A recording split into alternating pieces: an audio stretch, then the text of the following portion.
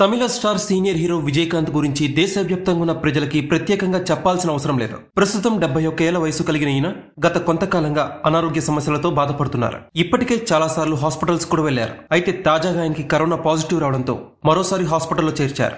అసలే వయసు మీద పడ్డం, అందులోనూ అనారోగ్య సమస్యలు, వాటికి తోడు కరోనా కూడా జతకట్టడంతో ఆయన చెన్నైలోని ఓ ప్రముఖ హాస్పిటల్లో చికిత్స పొందుతూ ప్రాణాలు విడిచారు. దాదాపు 30 ఏళ్ల పాటు సినీ రంగంలో ఒక వెలుగు వెలిగిన ఆయన అద్భుతమైన చిత్రాల్లో నటించి మెప్పించారు. కేవలం నటుడిగానే కాకుండా నిర్మాతగా, రాజకీయ నాయకుడిగా కూడా విపరీతమైన గుర్తింపు పొందారు. 1952 ఆగస్టు 25వ తేదీన మధురైలో పుట్టిన ఈయన అసలు పేరు విజయరాజ్ అలగర్ స్వామి.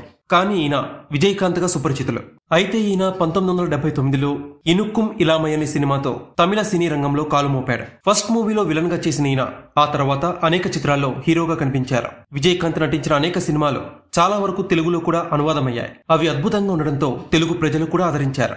ఇలా విజయకాంత్ తెలుగు ప్రజలకి చాలా దగ్గరయ్యారు. ఇదంతా ఇలా ఉండగా ఈయన విజయకాంత్ గానే కాకుండా కెప్టెన్ గా కూడా పిలుచుకుంటారు చాలా మంది. అయితే అసలు విజయకాంత్ కి ఆ పేరు ఎలా వచ్చింది? హీరో, రాజకీయ నాయకుడైన ఈయన కెప్టెన్ ఎలా అయ్యాడో మనం ఇప్పుడు తెలుసుకుందాం. విజయకాంత్ ఎన్నో చిత్రాలు తీయగా ఆయన 100వ చిత్రం కెప్టెన్ ప్రభాకరన్. 1991లో వచ్చిన ఈ సినిమా బ్లాక్ బస్టర్ హిట్ గా నిలిచింది. 100వ సినిమా కావడం, అది కూడా సూపర్ డూపర్ హిట్ కావడంతో విజయకాంత్ కి కెప్టెన్ అనే పేరు వచ్చేసింది. సినిమాలోని పేరుని ఆయన పేరుగా మార్చేశారంతా. అయితే ఈ సినిమా తెలుగులో కూడా డబ్ అయింది. ఇక్కడ కెప్టెన్ ప్రభాకర్ గా విడుదల చేయగా తెలుగు ప్రేక్షకుల నుంచి విపరీతమైన రెస్పాన్స్ వచ్చింది. దీంతో తెలుగు ప్రజలు కూడా ఆయన్ని కెప్టెన్ అని పిలుచుకోవడం మొదలుపెట్టారు. కేవలం ఈ సినిమా మాత్రమే కాకుండా సిటీ పోలీస్ వంటి సినిమా కూడా తెలుగులో వచ్చి సూపర్ డూపర్ హిట్ అయింది.